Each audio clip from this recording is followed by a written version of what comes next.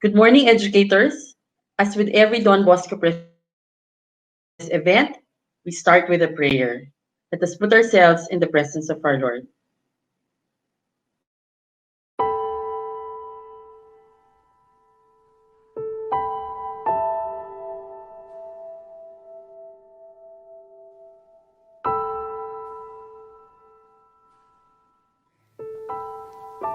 In the name of our Lord Jesus Christ, I will begin this day. I thank you, Lord, for having preserved me during the night. I will do my best to make all I do today pleasing to you, in accordance with your will. My dear Mother Mary, watch over me this day. My guardian angel, take care of me. Saint Joseph and all you saints of God, pray for me. Amen.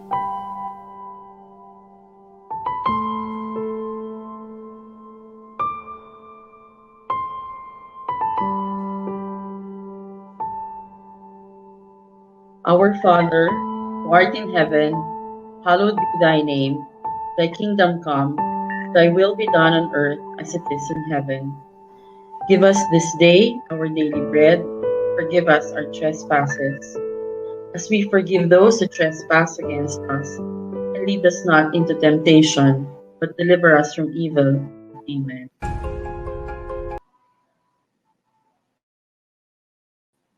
Mary, help of Christians, pray for us. In the name of the Father, and of the Son, and of the Holy Spirit. Amen. Good morning, educators. Welcome once again to another session of Chalk Talk Online.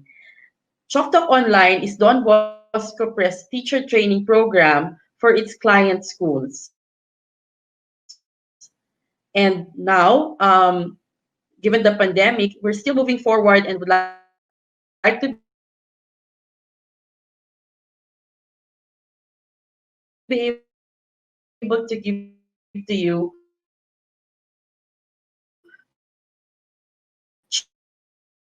more Chalk Talk and making it online. That's why we're now calling it Chalk Talk Online.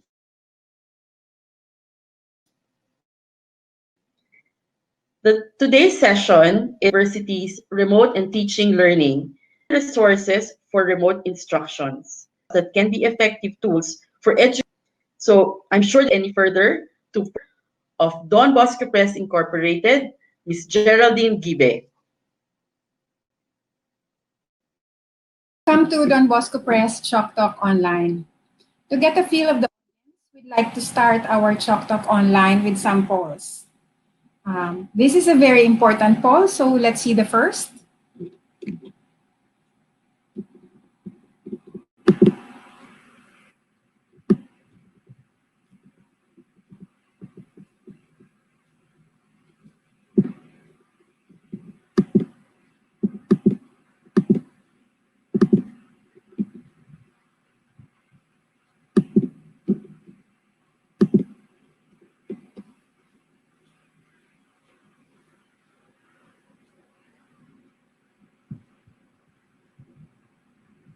This is good, no? We have so far,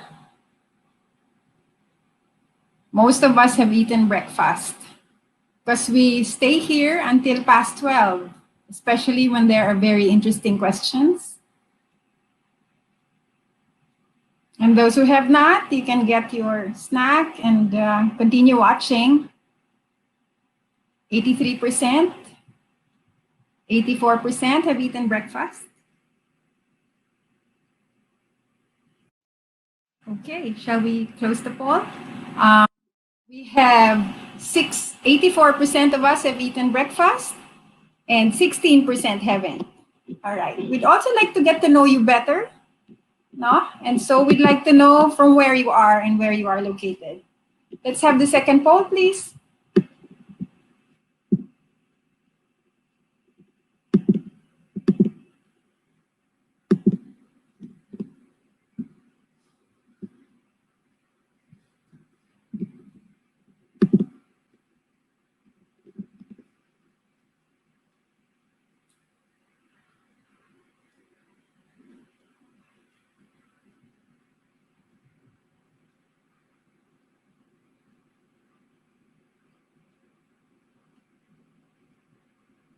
As usual, there are many of us from the National Capital Region. We have some from Central Luzon and a few from the Ilocos region, CAR or Cagayan Valley. We have about 12 from Calabarzon or the Bicol region, and some from Visayas and Mindanao, a little bit more from outside. We have a few, two, I think, from outside the Philippines. Thank you very much for joining us this morning. Okay, and then let's see. Let us see the age brackets of people who are here.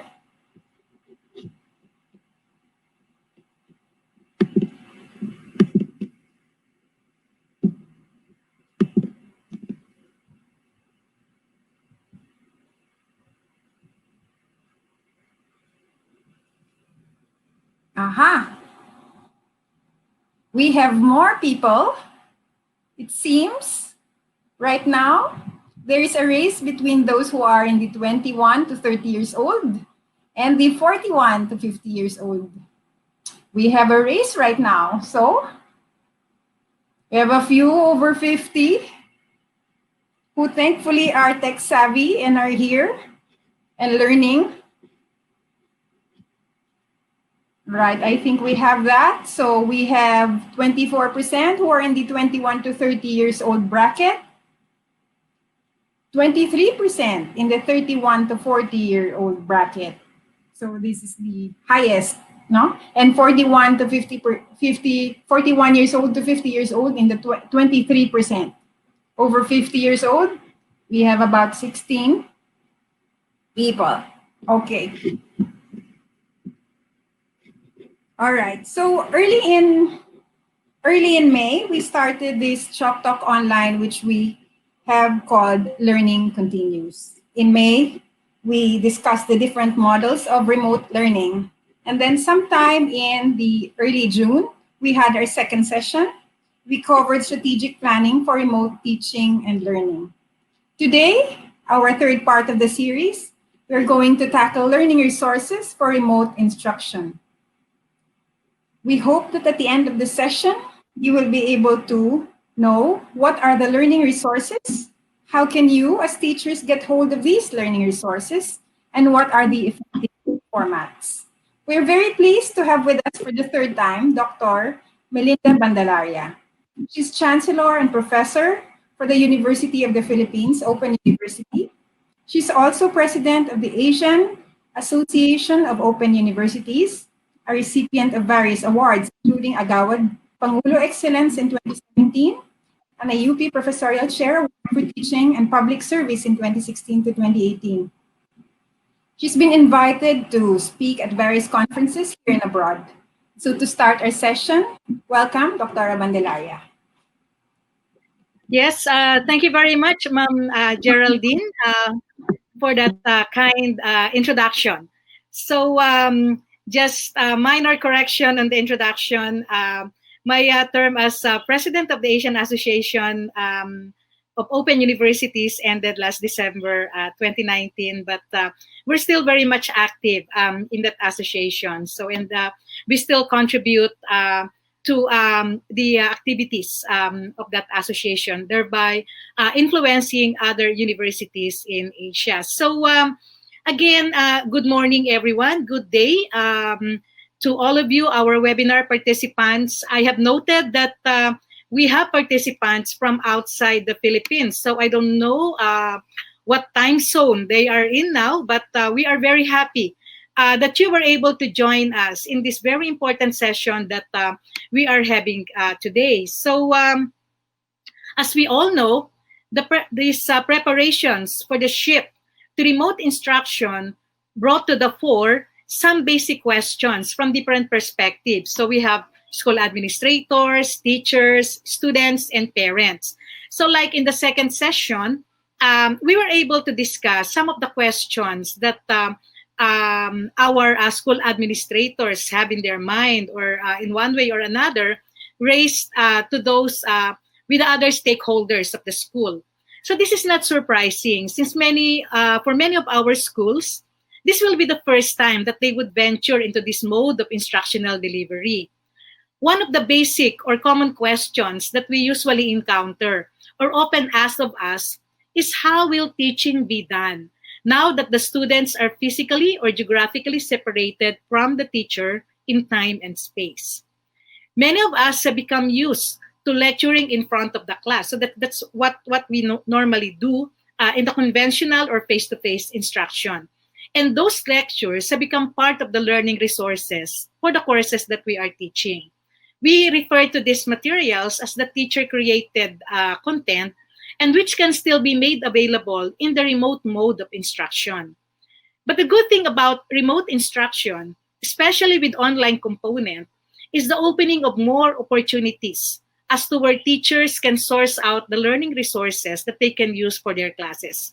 So that will be the focus of our webinar session this morning, with the topic Learning Resources for Remote Instruction. Specifically, we will discuss where can we source out these learning materials or resources, what formats are available, which will shape the model of instruction that we shall be doing. As introduced, I will be your moderator for today's session. I am Dr. Mel Bandalaria from UP Open University. We are privileged to have this collaborative undertaking with the Don Bosco Press Incorporated. And to discuss the topic that we have set for today are two speakers who are very knowledgeable with regard to the learning resources.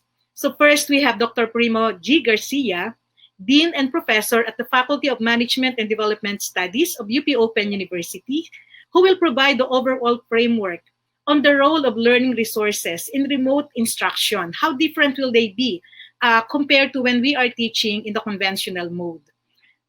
He will also talk about open educational resources that teachers can also use in this remote mode of instruction. We also have with us Brother Carmelo Martinez, SDB, the Executive Director of Don Bosco Press, to tell us how Don Bosco Press is preparing for what we now call the new normal when schools open again for the next school year.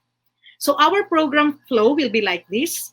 Dean Garcia will present first, to be followed by Brother Melo. We will have a short discussion after the two presentations, and then we will be entertaining questions from our webinar participants. I also would like to request our two speakers to say more about themselves, which I was not able to cover in the short introduction that I did, and about what they do, which can provide more context to the topic or to the discussion that they will be doing today. So, Dean Prime, kindly start the presentation. Thank you very much.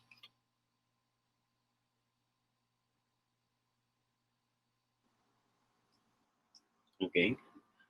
Good morning, everyone. May I request the showing of our slides? Okay. Good morning, everyone. I am Primo Garcia. I'm a professor of R&D Management at the Faculty of Management and Development Studies at UP Open University. I'm also an affiliate faculty member of the Faculty of Education, also in UPOU, teaching courses in the Master of Distance Education program. In 2003, I was part of the team that first developed the online course on online teaching and learning, which was designed to capacitate faculty members in the principles and practice of online instruction. Since then, I have been involved in the development of online courses for various programs in the university, as well as capacity building programs and massive open online courses for various institutions in the country, either as a course writer or module writer, instructional designer, or as a project manager. So my topic for today is learning resources in remote teaching and learning, OER and other digital resources. Next slide. Okay. So this will be the order of my presentation. I will start by defining what is resource-based learning and then go on to discuss learning resources, digital learning resources, open educational resources, and how to use OER and our other digital learning resources for teaching and learning. Next slide. Before we proceed, let's do a poll. I encourage everyone using the poll feature of Big Marker, answer the following question below. You can choose more than one answer. So I'll start the poll right now. Okay. Which of the following resources do you usually use in class? Multiple answers are allowed. You can start answering now.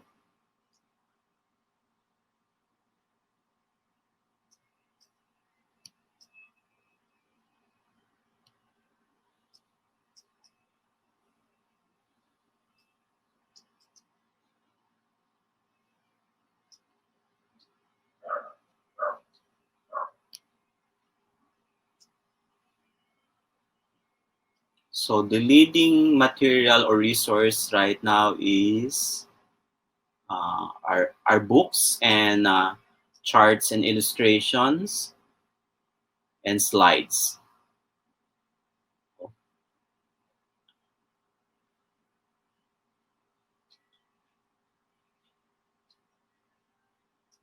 Let's wait for the others to respond. Okay, we already have 79 responses so far. Okay.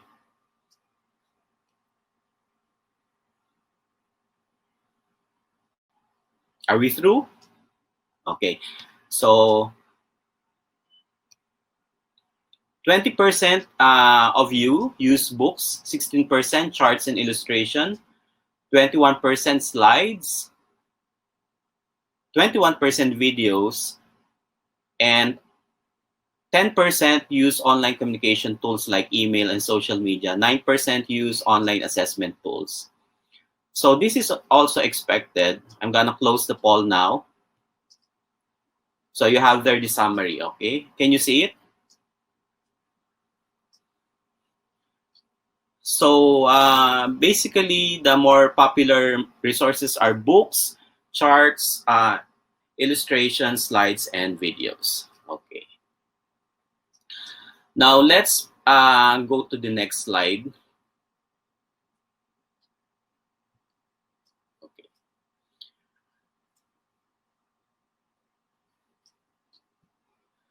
So before I start talking about the specific learning resources, I would just like to talk about resource-based learning, which is the guiding philosophy or approach to the use of learning resources. So resource-based learning is an educational model where students are encouraged and enabled to use a variety of print, non-print, and human resources to seek information and solve problems. Now, this model emphasizes active learning. Next slide, please. Now, as our poll shows, all of us have been using learning resources actually, because it just refers to any form of material that is used for instructional purposes. Now, it includes both the content and the learning activity in which the content is embedded. So it does not only refer to the material, but also to the context in which the material is used for instruction. Next slide. Now, there are different types of learning resources. We have print, like books and journals, non-print, like video materials, audio recordings, still photographs, animations and simulations. And of course, we have the most important resource of all, the teacher. But regardless of the type, the overall goal is to support the learning outcomes of the curriculum. Next slide, please. Now, a specific type of learning resource is what we call digital learning resource. These are digitally formatted materials included in the context of a course that supports the learner's achievement of described learning goals. So just like the definition of the learning resource, a digital learning resource includes both the digital asset, which could be an image, video, or audio clip, as well as the learning design. Next slide, please. Now we have different types of digital learning resources. We have text, like in the form of online articles, websites, ebooks, blogs, manuals, and reports that are available on the internet. We have graphics like photos, paintings, drawings, cartoons, and illustrations that are also digitally available on the internet. We have audio or podcast. We have video, like the online videos on the web, or even the videos produced by the teachers themselves. Animations, like animated demos and processes. Simulation in the form of virtual world and Second Life. And we have games like Minecraft, Portal, which is used in physics, and Spore, which is used in biology. Next slide. Now, why do we use digital learning resources?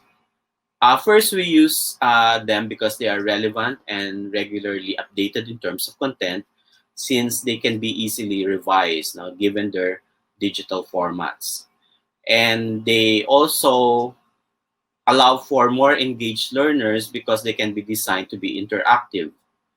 They expand learning opportunities because digital assets can be used for different learning purposes.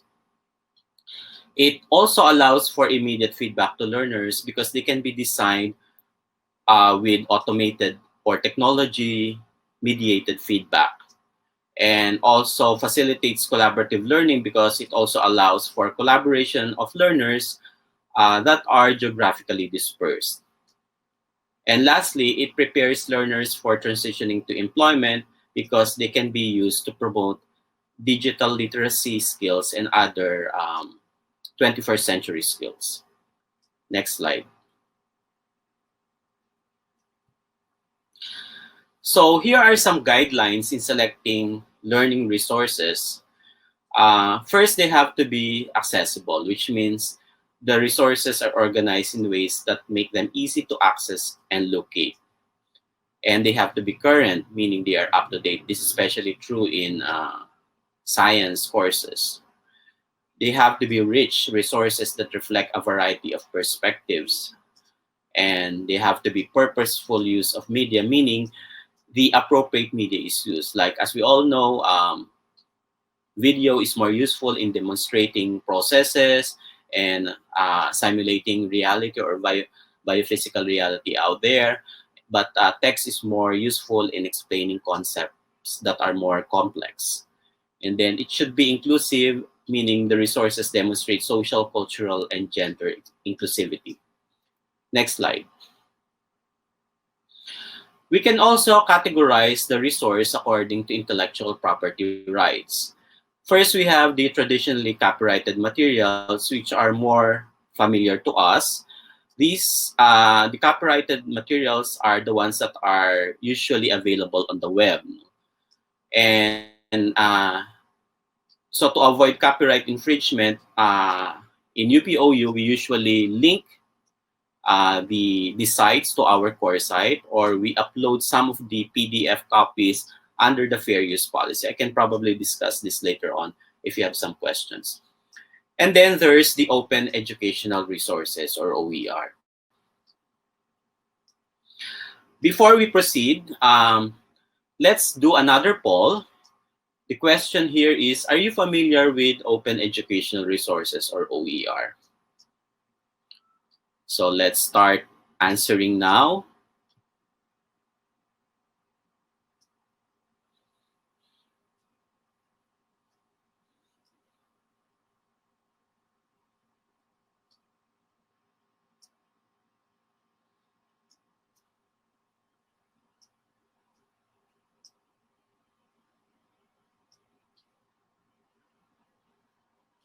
Okay, this is interesting.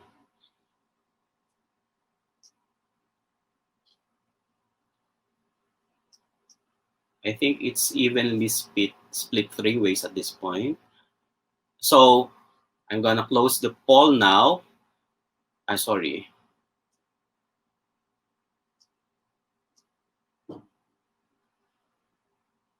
So 35% of you said yes, 27% no, and 33% unsure. Okay. So this is a good opportunity to really discuss OER. So next slide. What are open education resources? Now, the OER is part of the larger movement for open knowledge.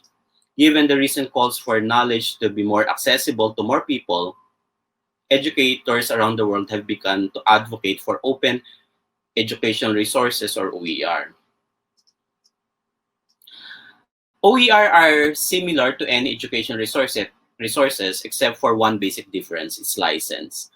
Basically, the author or the copyright owner grants others the license or permission to reuse and potentially adapt the material. So there is no need to request permission from the copyright holder for conditions specified. Next slide. So we have to think of OER in terms of free formal grant of permissions. So basically, the author who wants to release a material as an OER may permit others to retain or redistribute. This means that the public will always have the free access to the resource, meaning the free access consequence. So the author grants the user permission to use the material. So therefore, the material has to be made accessible to the users. And then, in addition to that, some authors may also give permission to users for them to reuse, revise, and remix the material. This means that the resource can be used in more novel ways for teaching and learning.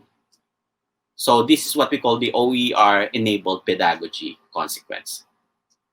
Next slide, please. So there is a variety of OER types. It could be in the form of full courses, like the massive open online courses that we offer at UPOU. They are readily available or freely available to everyone. And all the materials that are used there are classified under OER. And then we can have course modules, even syllabi, lectures, homework, assignment, quizzes, lab and classroom activities, pedagogical materials, games, simulations, curriculum maps, textbooks, streaming videos, multimedia applications, podcasts, and other resources contained in digital media collections.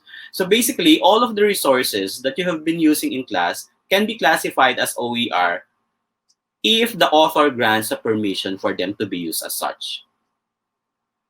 Okay, next slide. Why do we use OER?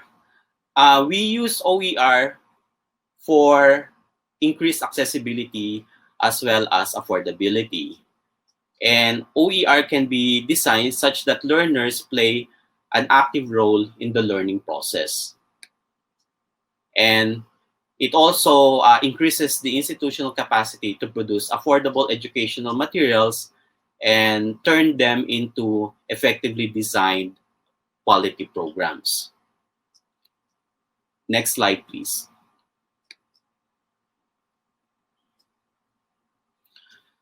Now, here are some disadvantages of OER. First, you need to check the accuracy before use. Since anybody can really release an OER as such, you have to really check the accuracy before using them in your own class. And some of them may not meet accessibility requirements for persons with disabilities, so we have to be aware of that. And there are some technical requirements that vary, and some require you to use a particular software. So for instance, there are some materials that can only be accessed using a particular application, and they wouldn't work without that application. So you have to be aware of that. They may need a high degree of customization called localization in the OER community, because a lot of these materials have been produced in the West. I think it's high time for us to produce our own OERs and share them with the rest of the world. But at the moment, we cannot deny the fact that most of these are Western materials. So sometimes you need to customize them to suit local conditions. Teachers sometimes are not rewarded by the system for their efforts. Like for instance, some educational institutions would not recognize the work of teachers that create their own OERs. And some institutions may be concerned about giving it away. Giving the material away for free. Next slide, please. How do we know if a resource is OER? Now, there is a broad range of legal frameworks that can be used to govern the use of OER, but the most commonly used and the most popular is the Creative Commons, or CC. The CC provides a frameworks to users on the extent to which they can use a resource. Now, the use or usage can mean anything from sharing or distribution to reusing, revising, or even seeking commercial activity out of that resource. Next slide, please. Now, what is a Creative Commons license? So basically, I have to emphasize that Creative Commons or CC license is not a patenting authority. No? CreativeCommons.org does not patent or approve copyright for the users or for their work. CC license is basically a set of permissions given by the author for the users. The author retains the copyright since the copyright is created at the moment of creation. So when we write something like a paper, our copyright is created at the moment we write or finish writing that material. But this author, in wanting to release it as an OER, simply grants permission to other users either to share, use, or build upon his or her own work. So it basically enables the free distribution of an otherwise copyrighted work. Now, what is good about it is that it attempts to balance the traditional all rights reserved setting that copyright law creates. Next slide, please. Now, these are the different Creative Commons licenses. You normally see these logos in certain materials on YouTube and other resources available on the internet. If you see those logos, that means that the material has been released as an OER under CC license. Now, there are different levels of licenses. Some allow free use without modification of the original work, while others allows remixing, tweaking, as long as proper attribution to the original author is provided. Other licenses allow other uses to build up on work for commercial use, while others do not. So if you look at the first logo on the upper left corner of your screen, attribution CC BY, that is the most accommodating license. No? It allows for commercial use. It also allows for adapting as long as there is proper attribution. And the last one, the one that you can see on your lower right corner, that is the most restrictive one, CC BY NC/ND, which means that you can just share it, you cannot modify it, you cannot profit from it. So no, non-commercial, non-derivative. Next slide, please. Now you can learn more about the different licenses by going to the website of Creative Commons, which is at creativecommons.org. Next slide. Now, how do we find these OERs? Now, there are a number of OER repositories or search engines that you can find. We have Jorum, OER Commons, Temoa, University Learning, Expert, OER Dynamic Search Engine. Next slide. I also look for open resources for basic education. We have First Step Ed Commons, Khan Academy, Open Culture, ACT Academy, Kuriki, Cool for Ed by CSU, and OutSchool. And we have some video channels that are also freely accessible, like Free School, Knowledge Channel, Eddie Wu, who is a math teacher, and Vsauce, which is a science video channel. Next slide. Now, if you cannot find a suitable OER for you, you can also create your own if you're interested in releasing it as such. Next slide. Now, there are some characteristics of a good OER that we need to be aware of. First, a good OER needs to be findable, meaning it can be found in multiple locations, because if one location shuts down, then you no longer have access to it. It should be clearly described. It should be clearly licensed, normally through Creative Commons. It is from a source that you can trust, normally from a reputable educational institution. It's easy to modify. It is freestanding, meaning it does not assume knowledge of other resources. Because there are some resources that requires, as I've said, the use of certain applications before you can use them. And it is free of copyright content, and it is being used or recommended by people like you, meaning your peers. And basically, it just needs to work for you.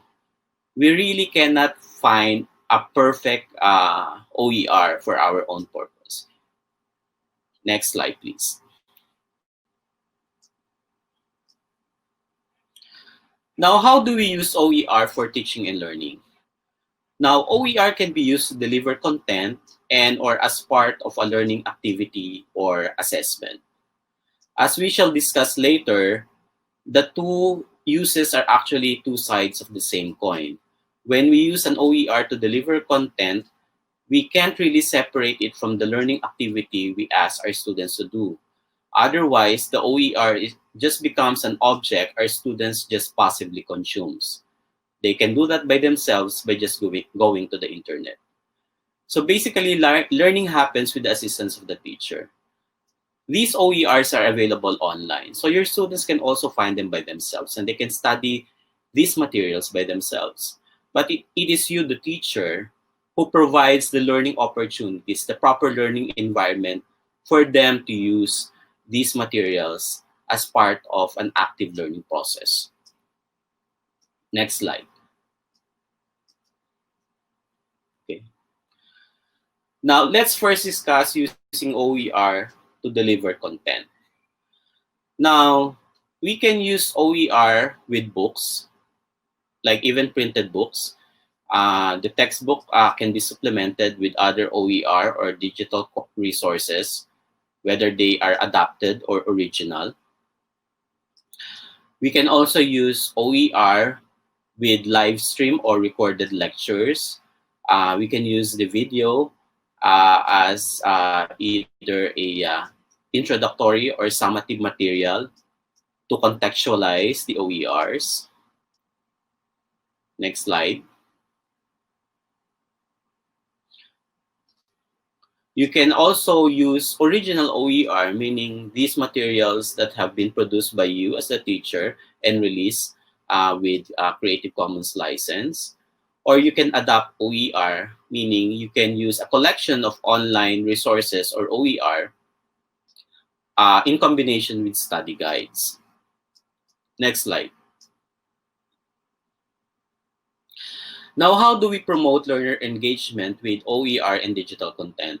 I also include the digital content here because in some cases there is no available appropriate OER for your purpose. So you need to make use of traditionally copyrighted material, and that's okay as long as you don't violate the copyright infringement. You can do it by just linking the material to your class, virtual classroom, or course site. So we can do these strategies to be able to promote interaction between the learner and the content as well as among themselves. First, providing scaffolds that will enable learners to get the most out of the resources. This can be done by annotating the resource, by providing study questions and graphic visualizers. Second, providing self-assessment activities like providing short online quizzes, asking learners to participate in online discussion forums, and lastly, by providing other learning activities. Now, let's discuss the strategies under providing scaffolding. The simplest way to contextualize our OER for our class is to provide annotation. So this is basically just an introduction or a background which contextualizes the OER or digital learning resources that you will ask your students to read or view. So this is an example of an annotation that I use for my class. It's on cyberbullying.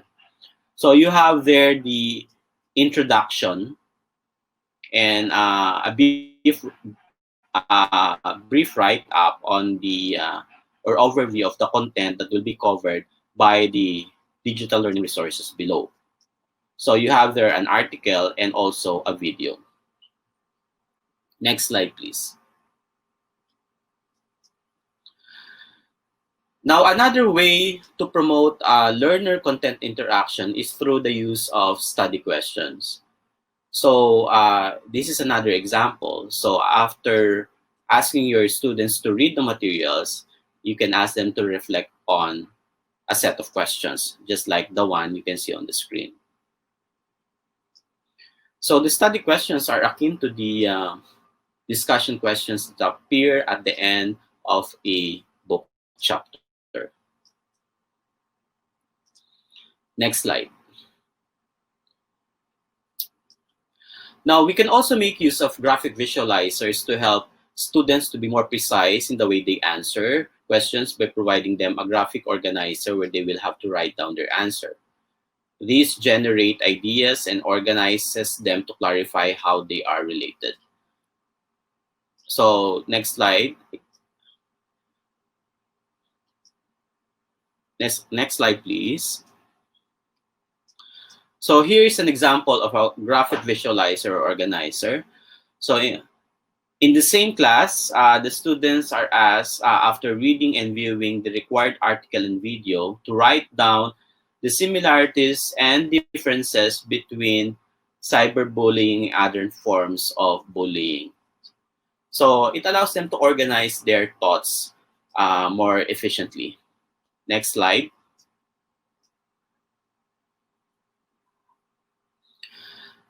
Now, another way to do or to promote learner content interaction is to provide online quizzes, but I'm not going to discuss them anymore because I'm sure you're familiar with them. So I'll talk about online discussion forums instead. Now, online discussion forums are the more commonly used activities to promote learners' engagement with the content and among the learners themselves. They are designed to extract factual knowledge and information, query students' comprehension, enable learners to apply what they have learned, get learners to analyze information, challenge the students to synthesize information, and have learners evaluate content and make judgments. And these are some of the formats of online discussion. You can have a reflection on a learning resource. It can be used as a debate, a case or story discussion, an application of concept in personal context, or in Q&A or question and answer format, meaning you just ask the students to post their questions about a certain lesson there, and then you respond as a teacher. Next slide. Now, as a remote teacher, we need to provide specific guidelines to our students on how they should participate in the online discussion forum. So here is an example of an online discussion protocol that we need to prepare beforehand. So you have there the unit or topic, the learning objective, the discussion questions, and the time and the guidelines for the students. So you can see there that the students are expected to contribute at least 1 or 2 postings for this topic. Cursory remarks like "I agree" are not considered substantial postings. And there you also have there the other instructions and then also the criteria for grading the participation of the student. Next slide, please. Now, here's an example of an online discussion forum based on the topic cyberbullying. So after watching the video, the students are asked to answer the following questions. Could this cyberbullying problem in the video been avoided? How? Why not? What lessons on addressing cyberbullying can your school learn from this video? Post your answers on the discussion board from 1 to 5, June 2020. You are encouraged to react to each other's posts. So that's an example of a discussion online forum with instructions or guidelines to students. By the way, the examples that I am presenting to you here were derived from the courses that I taught. My purpose here is just to show you the possibilities as applied in remote or online learning context. As experienced teachers, I believe that you can adapt or modify these strategies to suit your target learners. Next slide, please. Lastly, you can also use OER as a part of a bigger learning activity. So we're familiar with that. A learning activity is a specific interaction of learners with others using specific tools and resources oriented towards specific outcomes. This provides an opportunity for learners to interact with the content, their co-learners, and their teacher. So here, this is a list of learning activities and the reasons for use. As previously discussed, we should always use a learning activity that is useful in terms of how they help our learners achieve the learning outcomes that we have targeted for them. So I'm sure you're familiar with a lot of these learning activities like action planning, brainstorming, case studies, debates, demonstration, discussion groups, exercises, icebreakers, and problem-based learning. So these are activities that you normally perform in a face-to-face setting as well. But they can also be adopted for online delivery with proper guidelines or guidance from our teachers. And in the case of blended learning or flipped class model, you can deliver the content through online delivery and conduct these learning activities face to face. Next slide, please.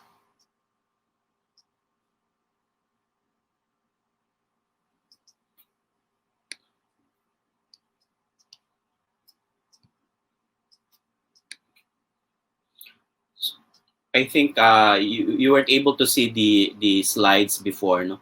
I was talking about different types of learning activities. So you have there the different learning activities. And then here's a continuation of the list.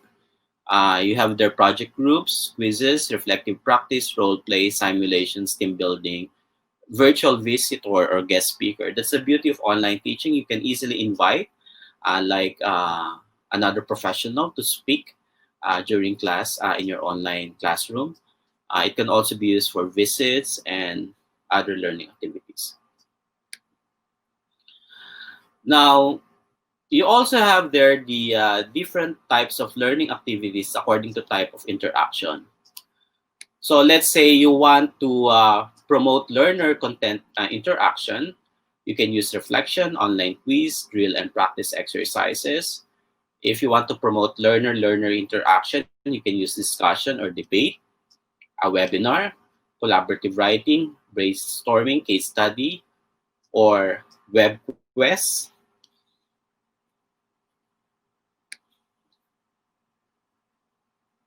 And if you want to promote learner-teacher interaction, then you can have short tests, essay, portfolio, and demonstration or visitor, which can be used using website and video. So as you can see on the screen, you have there the type of interaction, some examples, and then the online technologies that you will be needing in order to implement these activities online. So regardless of the type of learning activity that you use, in combination with an OER or digital content, we have to provide a learning activity guide which specify what needs to be done, how the task should be done, what resources and tools will be employed to do the task, who will participate in the task and what their roles are, and how the performance of the task will be assessed if applicable.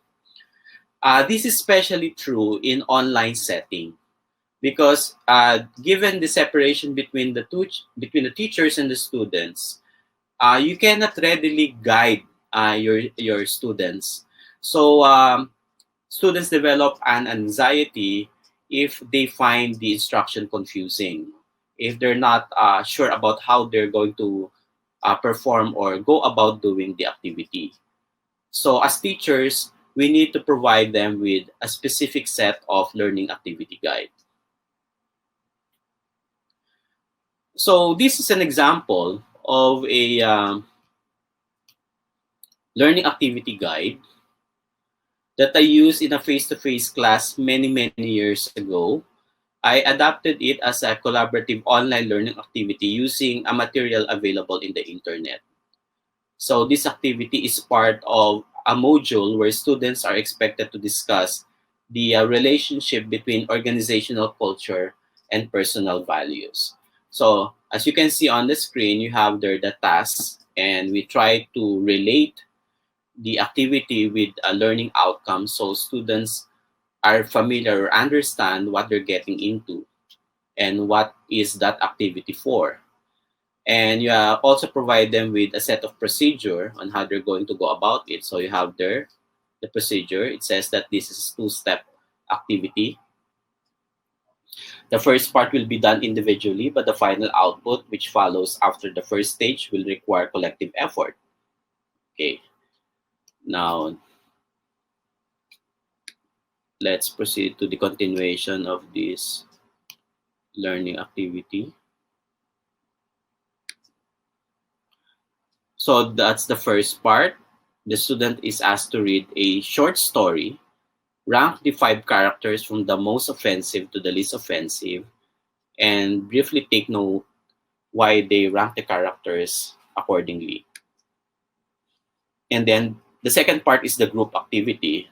And the students are asked to set up a virtual meeting with their teammates. They're also asked to rank the same characters, but this time as a collective. So the students here are expected to negotiate their positions and submit their output on a certain date. The students were also provided tips on organizing the activity. It assumes that this is the first time that the learners will be doing a collaborative online learning activity. And then you have some resources that they can use, and even tools like how to hold meetings through Google Hangout, how to collaborate on Google Docs. And the assessment, which is, I think this is a combination of peer assessment and teacher assessment. Now to summarize my presentation today, from our discussion, we can see that digital learning resources allows us to meet the diverse needs of our learners while preparing them for the challenges of an increasingly digital society. Open educational resources provides us with means to achieve these learning goals by making knowledge products available to more people.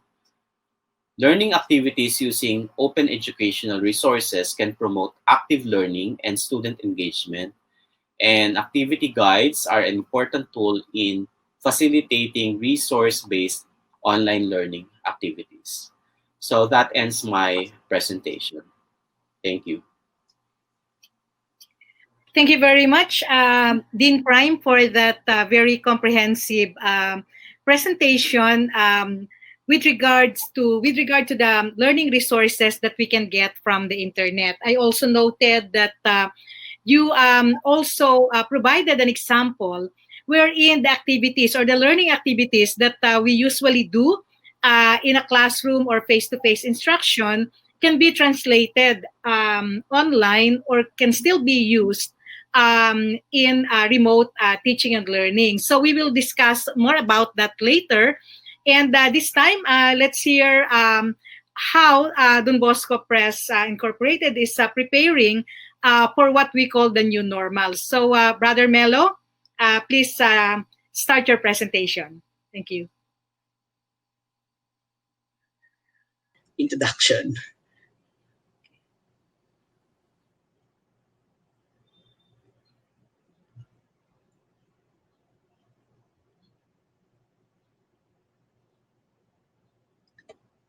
Okay, before anything else, allow me to report first my feelings. At the onset, when plans were being made for this third session of the UPOU Remote Teaching and Learning Series, I expressed to the organizers my hesitation to present to you this morning for several reasons. First and foremost is that we really do not do hard selling in Don Bosco Press. Also, I did not want to sound bragging at magbuhat ng sariling bangko. I was also initially afraid that I might divulge some company secrets. Hence, I hesitated for a while. But in the spirit of sharing and helping each other, I was convinced to share with you our experiences in terms of planning and developing remote teaching and learning resources. And so here I am, and please bear with me. I hope you'll get a point or two from what I'll be sharing this morning. And perhaps my sharing will be more from a macro perspective, since we are looking at our school partners situation and they are coming from Luzon to Mindanao with different, really varied situation. My sharing will be composed of 4 parts. First, I'll talk about our context, the background, just to situate our responses and the actions that we are taking. Actually, it's not yet a complete action. We are still in the process of continually developing and responding to our current situation. And then I'll share also with you the process that we are continually doing and perhaps polishing as we go through this effort in order to address the need for remote teaching and learning, providing resources for remote teaching and learning. And then I will talk with more detail about our responses. And finally, I'll share with you our partners and sources. So let's start. First, regarding our context, I would like to begin with a brief background of what we have considered prior to our planning and implementation of our specific direction in order to address the current needs of our school partners during this pandemic. Back in late March and early April, when we were looking at the situation, we realized that we had to stick to our set direction. And one very important item in our strategic direction is customer care and providing value-added service to our partner schools. So that's our priority. We would like to take care of our partner schools. But together with this, it was also very important for us, our corporate identity and culture. And of course, we value excellence and quality. We don't want to settle for anything less. We would like to give the best to our partner schools. But we also realize that we are not going to do this alone. We need to partner. We need to collaborate. We need to network with many other respected institutions and organizations who are already in the field of education. Of course, an important consideration is also our Catholic identity and a very Salesian aspect of our culture, which is family spirit. While closely monitoring and waiting for updates from the government, by April, we conducted a survey among our partner schools. So that we would know the situation, we tried to reach out to our partner schools. We have around 1,500 partner schools in the country, and with some schools also in the Middle East. We are also providing learning resources to to Filipino schools in the Middle East. So I think this is the summary of the respondents. I think we were able to get around 20% to 25% of our school partners. We were able to get response from them. So here is an example, part of the questions that we asked during the survey. So when do you plan to have your enrollment? So we asked them that question. How will your school process enrollment? So just to see their direction. But an important aspect of this is we also asked them, how will you manage teaching and learning? And there we find a mixed answer. So number one, there are those who will have hybrid, online and offline, or face-to-face even. Others were asked to specify. There are those with no answer because this survey was conducted sometime in April. And then there are also those who were opting as early as April to go exclusively online. And here are other details of that survey. We also asked them, what educational materials will you need from educational solution providers like Salesian Books? So these are their answers. So textbook, online teaching seminar. So these are the results of the survey. And let me take this opportunity also to thank those who have participated in this survey. For our process, so after gathering the data, we tried to analyze it. I think this was already towards the end of April and the first weeks of May. And looking at the data, we review again, we match it with our strategic direction and priorities, which we aligned it with our identity and culture, and then we check our available resources. Based on the results of the survey, we ask, what do the data say? What are our partner school situation and needs? And then based on our priorities, our strategic directions, what can we do given all these needs and given this situation?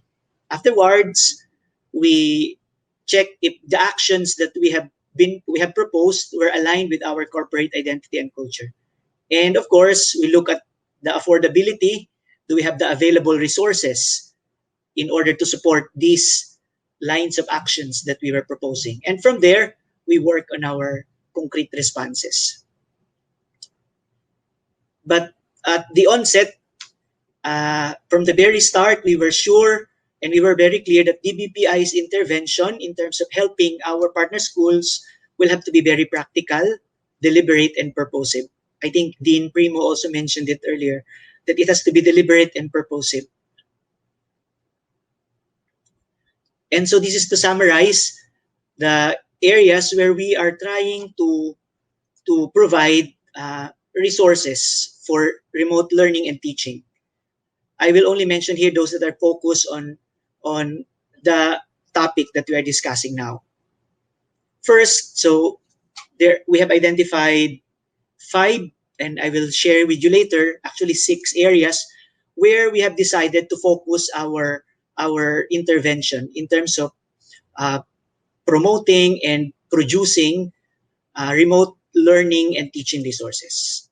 I wouldn't want to separate learning and teaching because we are addressing both the needs of the teachers, the educators, and the learners in terms of providing them resources which they need right now. In fact, if you notice, bullet number 4 even includes the parents. So these areas of intervention that we have identified are school direction, ICT orientation, teacher support, student and parent support, and then need for content and resources.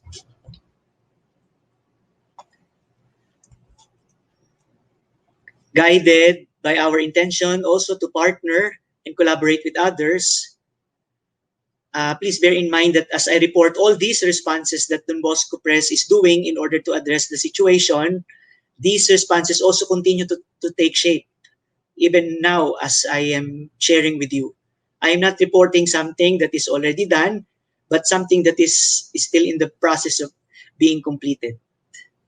And again, very important to us in our response to these needs are that number one, we partner.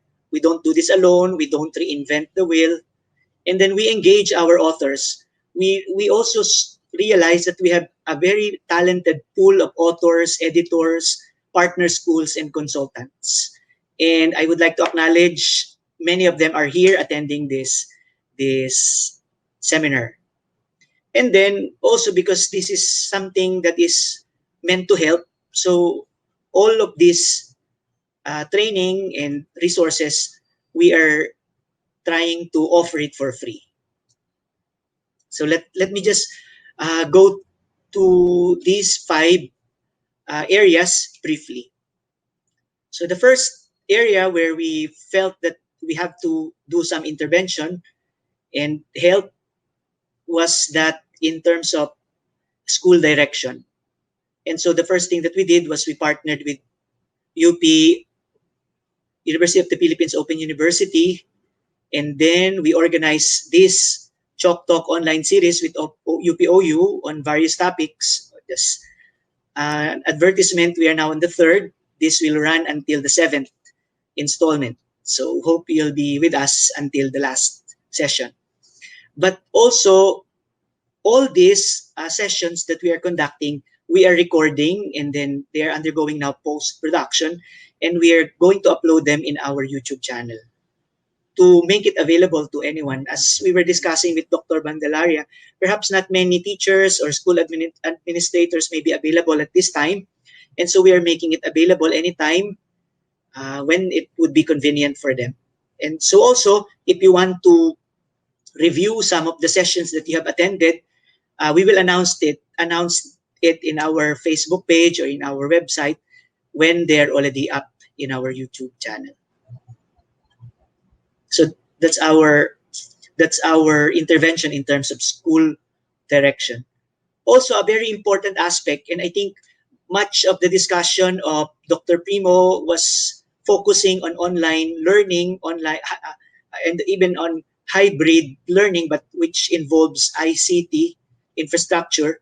And so we decided to collaborate with Google for Education Philippines to its licensed trainers and innovators. Again, ongoing every other Friday is our online Chalk Talk on G Suite for Education. And we are offering this also to help teachers navigate through this new normal in terms of delivering instruction. And then just to share with you, there are still ongoing partnerships with other groups in order to design some more support and resources which we will also make available for free online soon, this coming weeks. Another area which is also important and I think has already been covered somehow with my previous slides is on teacher support. So training on different ways of delivering remote teaching and learning. This is the UPOU Remote Teaching and Learning series is very much in connection with this. But also starting July, we are also launching to coincide with the in-service training of teachers in school, we are also organizing online workshops per subject. And we are doing this both synchronously and asynchronously. So recorded videos will be also made available online. And then right now, our authors are working on the Salesiana Books Milk's Ready Guide. So since, to be frank with you, most of the textbooks are aligned with the 2016 revision of the DepEd Basic Education Curriculum. And just last May 24, I think to be exact, there was this final document on the most essential learning competencies for this school year released by DepEd. And so we are realigning our textbooks. And we are trying to come up with a guide on how to go through the books that we are producing, but guided by the MELCs, by the most essential learning competencies released by DepEd. And then also, we are coming up with modules and video recording of specific lessons. So each of our books but specifically the 5 major subjects, math, science, English, Filipino, and social studies, we hope to have them to have to have accompanying videos on certain lessons to help teachers teach and deliver the lessons. And all this we will also make available in our YouTube channel. Regarding student and parent support, so come July, we hope to start also our Chalk Talk online series on mental health and the role of the guidance center. So, and which we hope to invite teachers, guidance counselors, and parents to participate. And that's a series of sessions also that focuses on mental health and the role of guidance. And also some more training and even available materials, both print and videos, but which we will make available online on coaching, on reading, and study habits.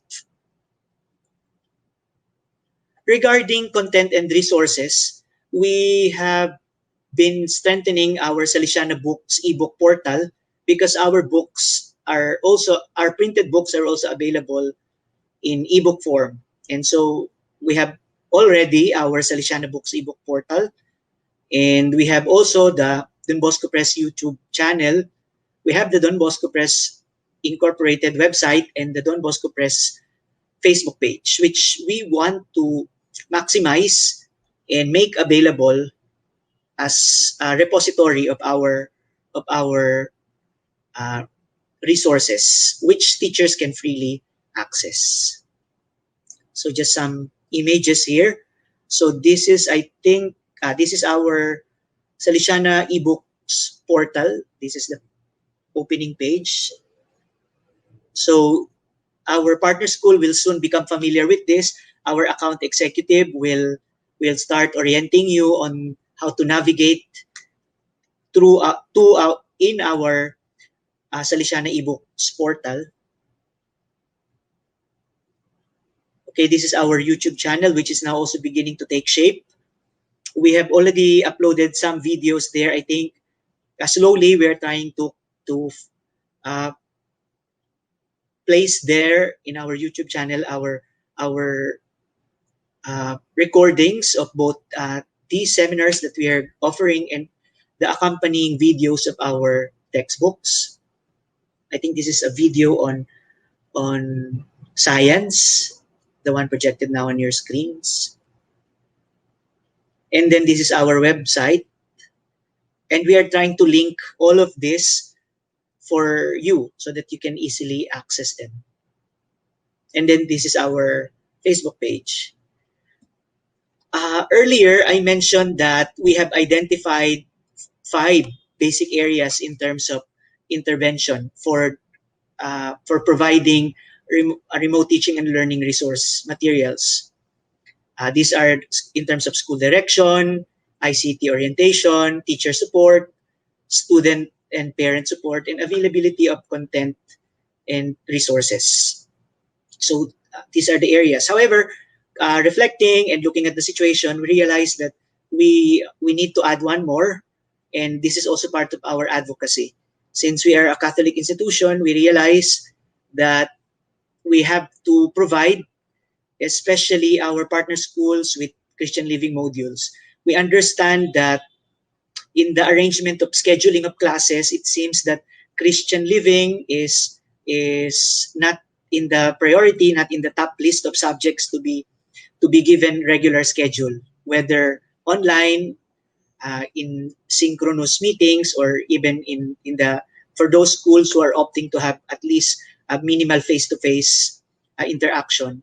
And so we are coming up with Christian living modules, and we are also helping teachers and pastoral ministers and youth ministers to address the situation of how do you conduct Christian living program and pastoral programs and youth ministry now that we are in a different and a bit difficult situation. And so we have also an ongoing seminar.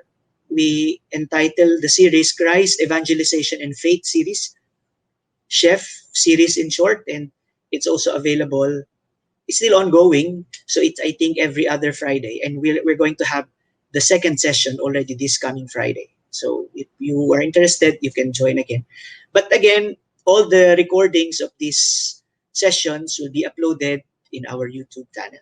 And also, we have decided to make ourselves available for, if schools are interested to take online recollection, online formation series, we are ready for that. Now, regarding primary sources and partners, of course, we have the Department of Education.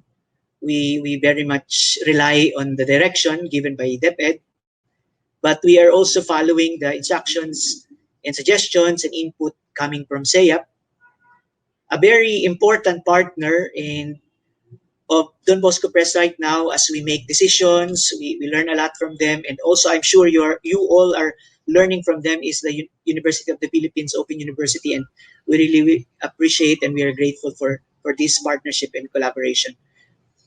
We are likewise in partnership with TVSA, so the, I hope I get it correctly, Tech Book Schools Association of the Philippines, because perhaps some of you know that Don Bosco Press also offers a school of printing. So we also have an attached school of printing with us. But other than that, we also offer technical TLE learning resources, and we offer materials and training for technical teachers and for technical education.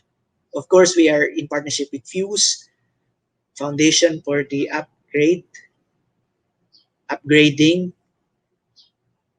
of the quality of education, and then following we are also following advisories from PEAC, and of course, Dr. Primo mentioned earlier, we are also uh, looking at open educational resources, and in fact, if you visit our Facebook page, we're also promoting OERs and reliable sources for educational materials online. And we hope to continue partnering and collaborating with other institutions and organizations who share the same vision and mission as Don Bosco Press. Perhaps to conclude, what have we learned from all this? What are we learning perhaps from all these experiences? What are we discovering from these remote teaching and learning resources, which may benefit you also, our participants for this session? Number one, I have 3 points to share. Number one, there are many available resources out there and they are for free. Sometimes I think Doc Primo has helped us identify where to find many of them. Sometimes you just need to look for them online and ask permission from owner and publishers. So that's one. There are so many available resources that we can use, that we can we can borrow, or we can partner with our lesson. Number two is we need to collaborate and we need to work together. There are a lot of wonderful, credible institutions and organizations and individuals who are willing to share their experience and expertise. Do not be afraid to consult them and partner with them, especially now that communication perhaps is a lot better. So you can follow them in Facebook, send them an email. I think there are many of them who are willing to help. Partnership somehow brings confidence to teachers who are creating and using resources, and credibility to the remote teaching and learning resources that we create. And number three, what guided us to be able to navigate this rather uncertain time is our clear identity and vision. It was so necessary for us to have joined. It was so easy for us to have perhaps joined the bandwagon, but we were guided by how we envision ourselves to be and where do we want to go. And so, produce learning resources from your strengths. And where there is lack of confidence and competence, look for available OERs or partner or work with others, and that's how we are facing this needs right now. With that, maraming salamat po, and yeah, I'll still be around for the discussion. Yes. Okay. Thank you very much, Brother Mello. Of course, Brother Mello really expressed his apprehension when I said that one of the speakers will have to come from Don Bosco Press. So, but I'm happy that you were really able to share how you are preparing for this new normal that we call. And of course, we also learned a lot from how you are doing things, the strategic transitioning to this remote teaching and learning. May we request Dr. Prime to also join us? And okay, for our open forum. And for our audience, I think there is a guide here uh, as to how you will send your questions. So, Ma'am Reggie, can we give them this instruction on how they will be able to participate in our Q&A part of this session? I think it's on your screen, Ma'am Reg.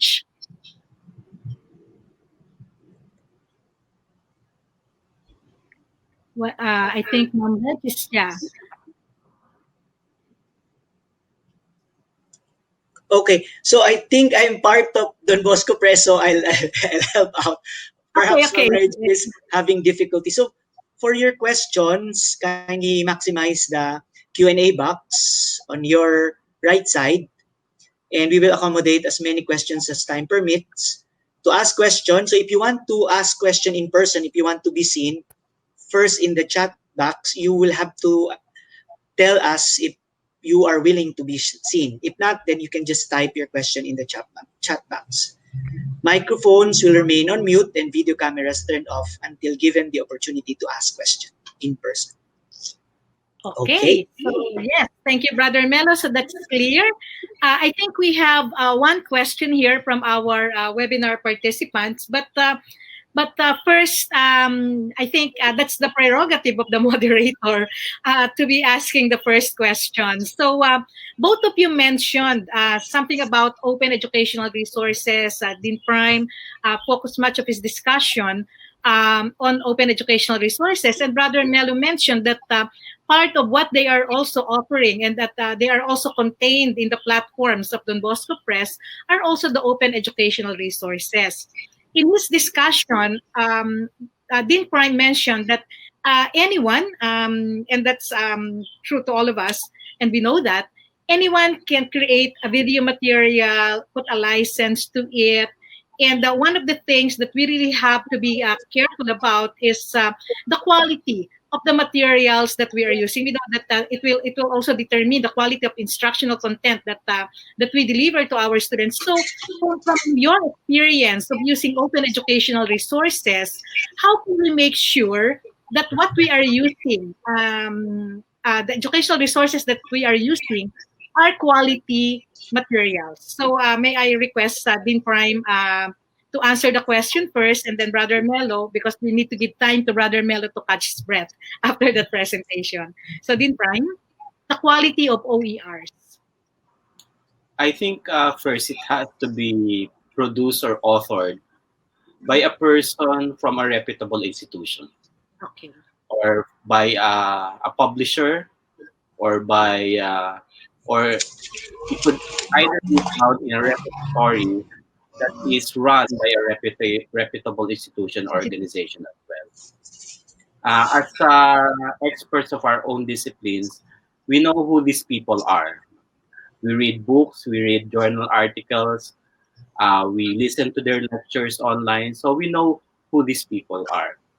And we also look at the track record of the organizations that are releasing these materials. Okay, so the person who is doing or delivering the content, being the expert, and of course the institution releasing or curating these materials are two parameters which we can use in selecting and making sure that these are quality materials for our instruction. Brother Melo, do you have something to add to that pointers by Dean Garcia? Yes, I would agree with Dean Primo. That's also what we've been doing since we are trying also to. I mentioned earlier we did not want to reinvent the wheel. There are already many resources available, and we just need to link. But yeah, we are in finding this resources. Yeah, very important is the credibility of the source. Usually, we look at the organization that they represent, we look at individuals, and basically for us coming from a publication, we usually prioritize educational institutions. Yeah. Okay, so thank you very much. So I think we can now read one of the questions here. There's one question here from Mr. Juan Villarin. Can you give examples of these OERs? Nakalagay dito sir, and they are both sir here. Examples of OERs, I think Dean Garcia provided the different types of OERs, which can range from the video materials, course syllabi, even quizzes, assignments, etc. I mean, there's really the wide range of materials, and in some cases, modules. I think that was also cited by Brother Melo. Brother, can you add some more? Because there is a related question here about the Christian living modules. Are they also part of your open educational resources? Yeah, the module itself is part of the business. Okay. Okay, so they'll be available, but the training and everything, the additional resources to accompany them will be made available through the online uh, online resources of Don Bosco Yes. Press, like in YouTube, in our website. Yeah, I think a related question to that is this from Sister Mary Ann. Are there any available sources that you can suggest for Christian living that are open educational resources? Yeah. So, So yeah. we'll we'll share. Right now, I don't have the list available right now with me, but there are available resources. They are for free, they're accessible, and they are credible and reliable. So perhaps we can add this also in the discussion on the series that talks about Christian living. Yes, yes, Yeah. right, right. Okay, so there's also a question here from Miss Agnes Narag. Paano ma-determine ang usefulness ng OER sa module? Saan ba ito usually inilalagay? Can you give examples of OERs which are not videos? Salamat po. So, if I may request Dean Garcia to answer this question. Ano usefulness ng OER sa module? Saan inilalagay at example ng OERs na hindi video?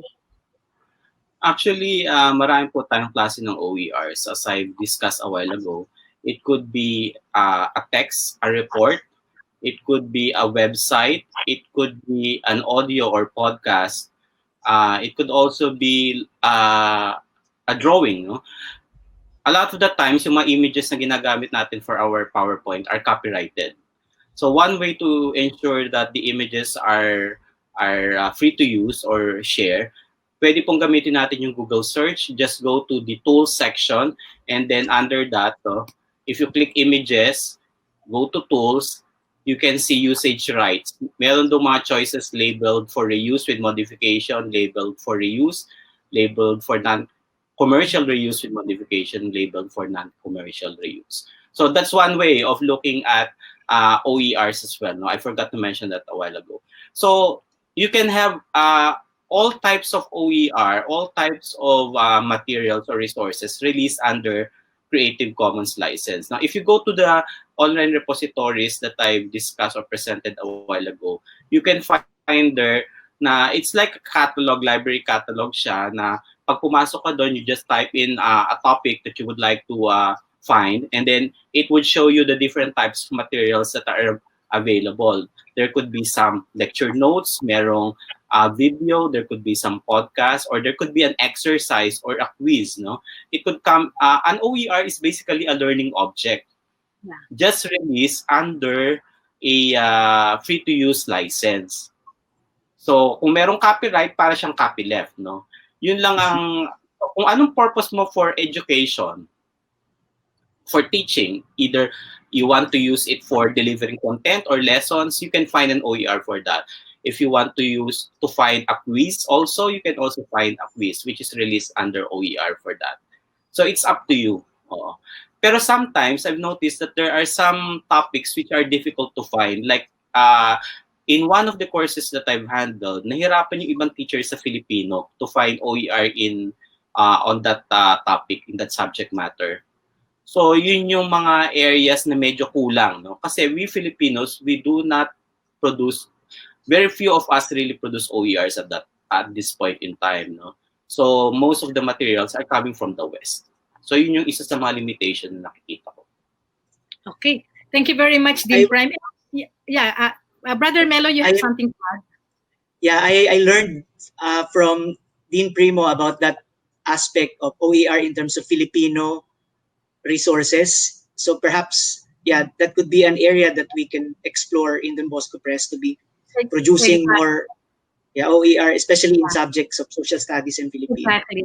That's what we always say, because as Brother Melo mentioned earlier, we really don't want to reinvent the wheel. And if there are already available resources that we can contextualize, then that is our first, something like our first port of call. I mean, let's try to see if there are already available materials. And if there are none, then that is our opportunity to also create something. If we cannot contextualize the one that is existing, then as educators, it's also calling on us to give our share to this open education movement.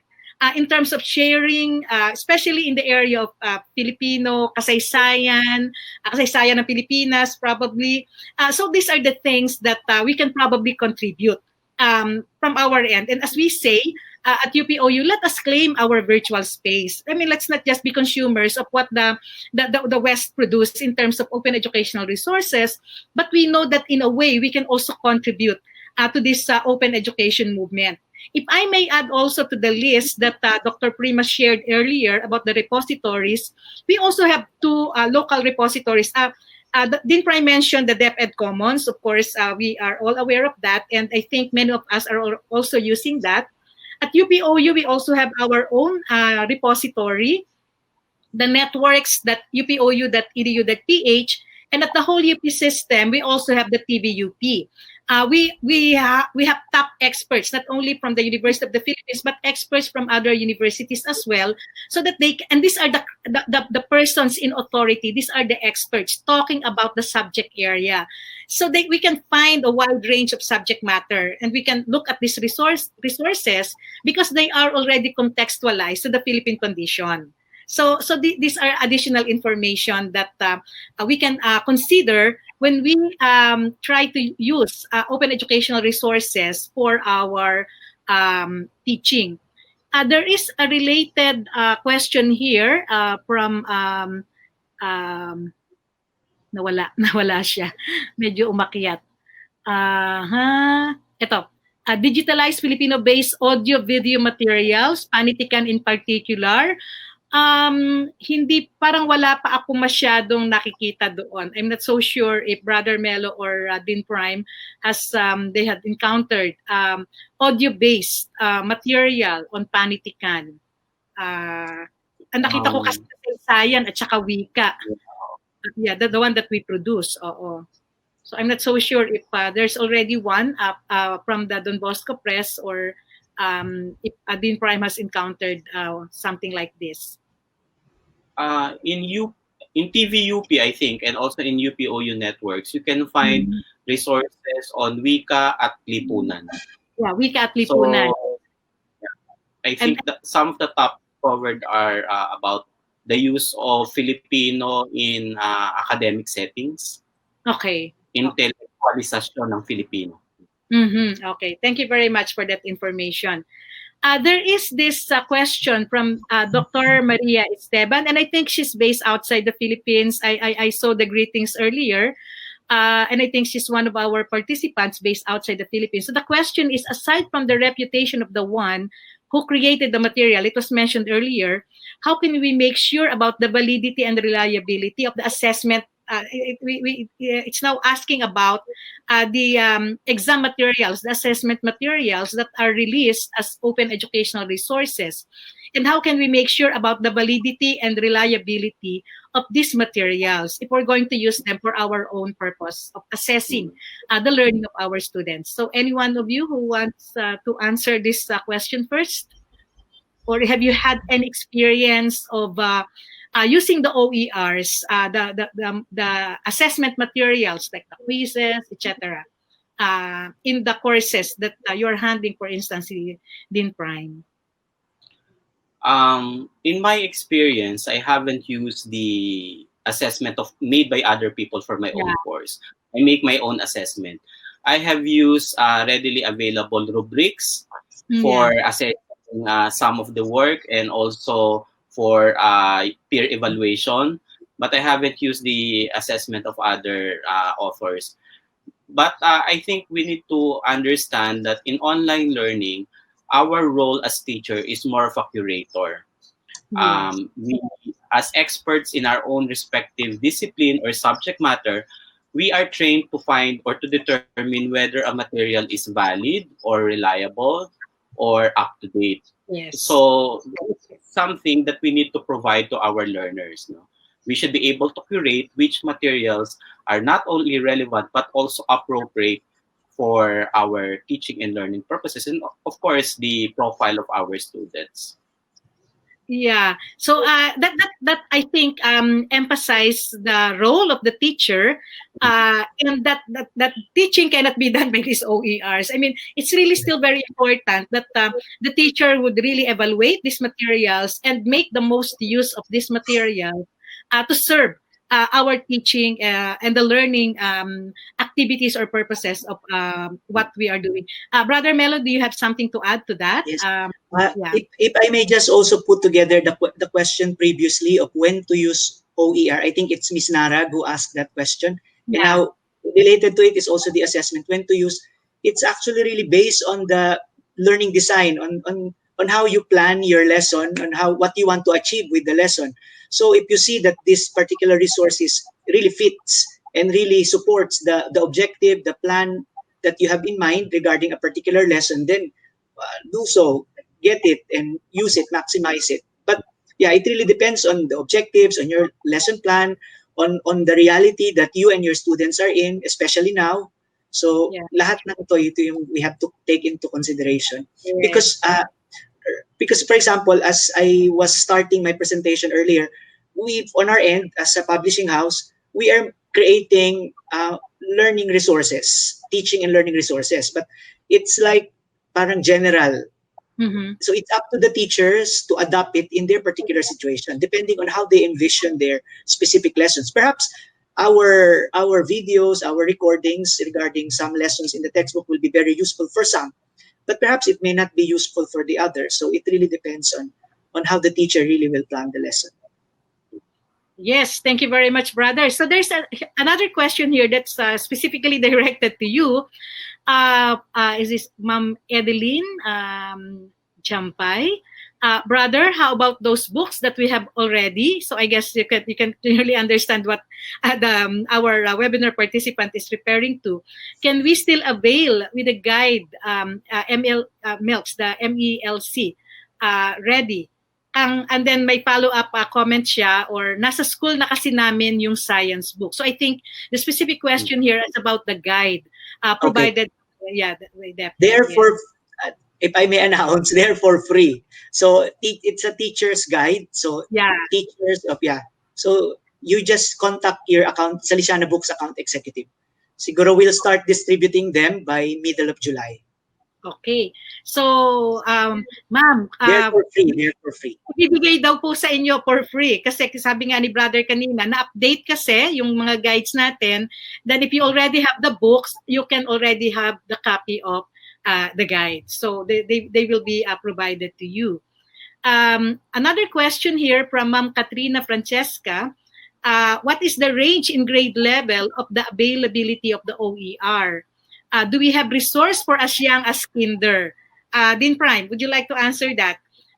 Resources for as young as kinder learners in terms of the OER availability?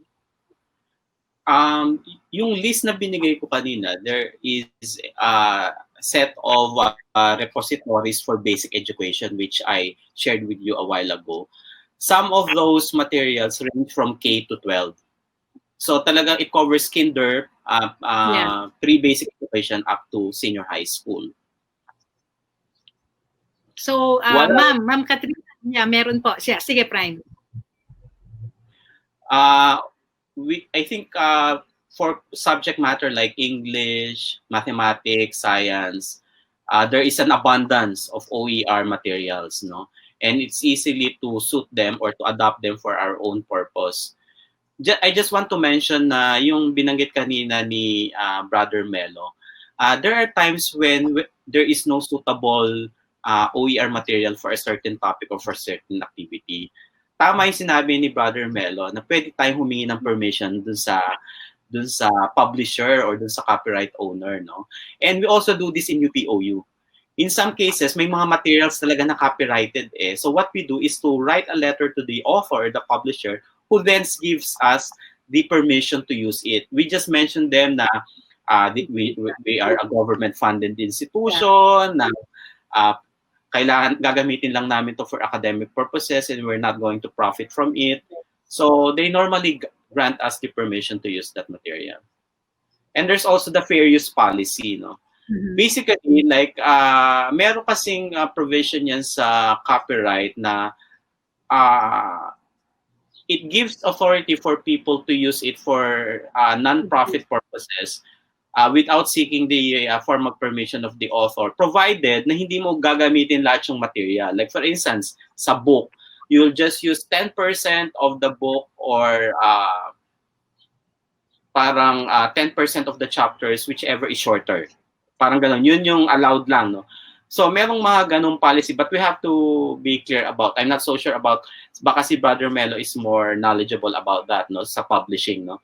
Pero may mga ganung parang set, parang general guidelines, no? That, yes. Yeah. Especially yun nga, if it's for education, then there's a certain percentage. I'm not really so sure about the percentage of what you can use without really seeking permission from the copyright owner. I'm not so sure, yes, if Brother Melo has something to add to that. Sige po, I'll try. Kasi importante sa amin to. Yes. Siguro you can always refer to Republic Act 8293 if I am correct, if I still remember it correctly. So it's 8293. But I think it is safe. By the way, I failed to introduce myself. I was also for a time a principal in a Don Bosco school. So I more or less know the situation. Actually, you can use even without license some materials, provided that number one, they are not for sale. You're not going to profit from them. And number two, only within the classroom. So if you are using something only within the classroom and three.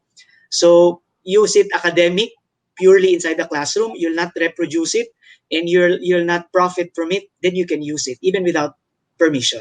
Yes. Yeah. So that's the general guideline. Yeah. And I think yes, Brother Melo. But if, for example, ngayon mag-iiba na tayo because we are now going online. So now perhaps may other things to consider. But if previously na face-to-face, we are all physically present in one classroom, it's okay, it's allowable. Yeah. So now I just don't know if, for example, you're going to share it via, I don't know, Google Classroom or in an LMS. So I'll have to update myself regarding the copyright law of the Philippines. Yes, because it's so easy to copy, paste, etc. Now that we are in the online world, and it's really something like for someone who really has that intent to just get a portion of a publication and put it. So we have to be very familiar with the limitations that the copyright owners are giving us or the law is providing, especially for if it is for educational purposes. So we can also, I think, I'm not about the specific of the current law that we have on the cybercrime with regard to plagiarism. So we have to look into that as well. So okay, so there's another question here. I think this is also for Brother Melo. So from Sir Oliver Meneses, what do we expect from books or learning resources following or patterned after DepEd MELCs? So the books or learning resources, what do we expect? Okay. From, The competencies have been adjusted.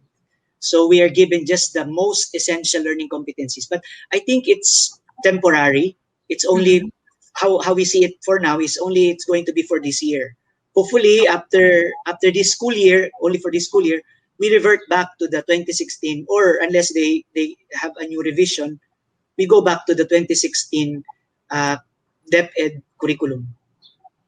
So that's why I don't think there are any publication who have reprinted and republished textbooks which are only based on the milks. Kasi parang it was just released last month. And it's just really to address our situation right now. right now, So okay. yeah, that's why we keep the books as they are. They have been printed and published based on the regular DepEd curriculum, but we are now adjusting the teacher's manual. We are coming up with this accompanying guide on how to use the textbook, but with the milks in mind. Okay, so very well said. And I guess that implies that as far as Don Bosco Press is concerned, they are really very well prepared in terms of providing learning resources that are very aligned with the direction provided by DepEd to us. So I think time check, it's 11:48 now. So as there's last question here. What OERs can be used asynchronously by grade school students? I guess that has been answered because we have already materials. I mean, as mentioned by both our resource speakers, we have provided materials from K to 12, and they can be accessed through the different repositories. Even Don Bosco Press is providing for such materials for their partner school. So given the time limitation, I guess it's time for us to request for the last messages from our resource persons. So Dean Garcia, if you will go first, last message, last words to our webinar participants. Well, as mentioned by Brother Melo a while ago, everything still has to be outcomes based. We have to start with our learning design. We already have that. And from there, we can identify which resources we can use to achieve our learning objectives, either to deliver our lessons or content, or to conduct learning activities, or to undertake assessment for our students. No, we can find resources that are freely available as well as those that are copyrighted, provided that we seek the permission of the author. So based on that, I hope that you have learned something that you can apply for your own classes. Thank you for having me today. Yes, thank you, Dean Garcia. Brother Melo? Yeah, first of all, I'd like to thank you, Doc Mel and Doc Primo, for joining us in this session. Maraming salamat po. Marami kaming natututunan lagi. And we thank all our participants. Siguro, last words, ako, consult when you are unsure. And there are many available resources available online. But also create and be creative. Nakaka-challenge yung sinabi ni Doc Primo at saka ni Doc Mel na sa ating lugar, sa Pilipinas, medyo konti pa yung available OER. So magandang pagkakataon ito to create and to be creative, and we can contribute in building OERs, lalo na yung pasok sa kontekstong Pilipino. Maraming Yes. salamat. Very well said, Brother Melo. So from my end, siguro ang aking sasabihin ngayon is, yes, we may be shifting to remote instruction. It may be a different kind of delivering learning or providing learning opportunities to our students. But in terms of learning resources, there are many which we can choose from. There's the internet. Of course, Don Bosco Press is also providing the usual learning resources that we can get from them in different formats. They also have the open educational resources. So for school administrators, for teachers, it's just a matter again, and we're used to doing this as teachers, we're used to doing this, for us to be creative about it in terms of using the available resources. And if I may echo what Brother Melo mentioned, this is also our opportunity to create something and share them to our fellow educators. And that is again stressing the importance that we work together, we work collaboratively, so that every one of us at the education sector will be able to address this disruption in education. We work together so that we can ensure that learning will continue even in the middle of our fight against COVID-19 pandemic. So with that, I say thank you to everyone. Thank you for the active participation in the Q&A portion of our webinar session. As always, I learned a lot from our sharing this morning, and I look forward to our future sessions. I think that will be 2 weeks from now. And it's always a happy occasion for us at UPOU to be doing this with our partner, Don Bosco Press. So I turn the session over to Ma'am Reg. Ma'am, maraming salamat. Yes. Thank you, Dr. Bandalaria. Again, thank you very much for, helping us out to intelligently digest everything that we have heard this morning. Thank you very much, Dr. Bandalaria. And then thank you also again to Dean Garcia for a very insightful presentation, and of course to our very own brother Carmelo Martinez, SDB, for being able to showcase everything that we offer at Don Bosco Press. So again, we remind everybody, especially those who are attending this Chalk Talk online session, to please do get in touch with your account executives to be able to know more of the product offerings, the textbook offerings, the learning tools that we offer you. So, and then also, of course, as you see here on screen, we have more Chalk Talk online session prepared for you. And this again helping you in terms of being able to navigate this new normal. This coming June 19th, this coming Friday, we're going to have the second session for the faith formation for the Christ Evangelization Faith series. And this time it's going to be faith formation in the new normal. So again, this is going to be a very good session for our Catholic schools, especially those who are our client partner schools. This would be a big help in terms of your pastoral ministry, given this distance learning. And then on June 26th, we'll have the episode 3 for Google Education, when last time you've learned how educators should be able to set up their software and online requirements. This time, we're going to have somebody again from Google instructors who would be able to give recommendations on what are the software and hardware requirements for the students. So this could be things that the school would like to require their students to set up, to enable a smooth and effective distance learning. And then on July 1, we're going to have again with UP Open University, designing, learning, and keeping the learner engaged in remote instruction. So very good sessions coming your way. So just go to our Facebook page to be able to know more about the schedules and other sessions that we offer for Chalk Talk Online. So for those who would like to have access to the presentations that we had this morning, just go to our handout section and download the presentation materials that we had this morning. So it's there available for you to download. And again, just a reminder, for those who have registered for today's Chalk Talk Online, you will be receiving your certificates in 2 weeks' time. And then also, for again those who have registered and attended today's session, you will have a recording. You will receive a recording of this session maybe in about 24 to 48 hours. And then please do accomplish the evaluation survey that will come out right after this session. Please do accomplish that to help us to be able to come up with better seminars, better Chalk Talk online sessions for you. So again, thank you very much for joining us today. This is Reggie Bundang.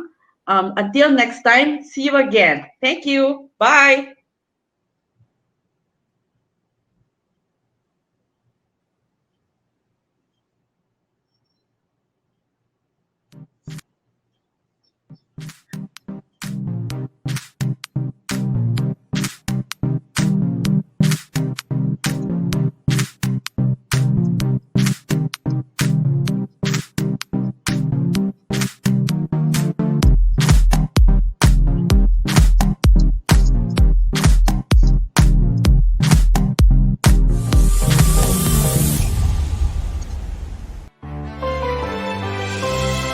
Quality education through quality textbooks.